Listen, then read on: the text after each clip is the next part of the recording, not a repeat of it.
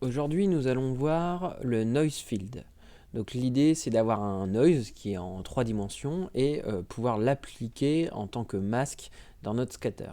Donc déjà, voilà ma scène. Donc par défaut, ce que j'ai fait, c'est que je suis venu chercher la propriété de vertex color qui s'appelle le density mask et je l'ai plugué dans density weight pour du coup avoir de la densité que dans les zones blanches de mon masque.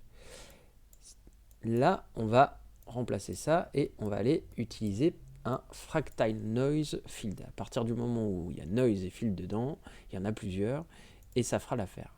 Donc je vais prendre la connexion et la brancher là.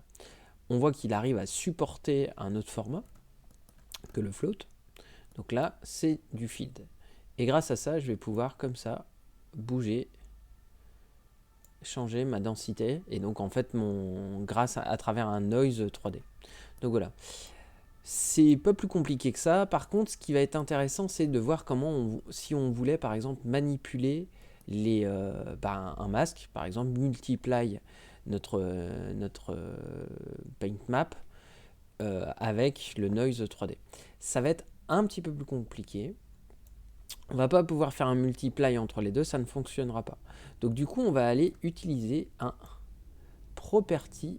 Donc, voilà, je l'avais préparé d'avance. Un property proxy. En fait, on va tout simplement lui donner le même nom que l'attribut, voilà, qui était là, et il va nous convertir ça en un proxy field, donc un faux field si je peux me permettre. Et je connecte le résultat comme ça.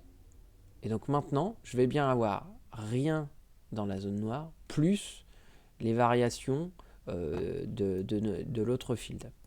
Dernier petit tips, j'ai remarqué que pour une question pour pas qu'il y ait trop de bugs en termes de comportement, je préconise quand on veut faire un multiply de venir clamper. Donc en même temps, je monte l'astuce. Maintenez Alt et clic gauche. Et quand on passe là-dessus, on relâche le clic gauche.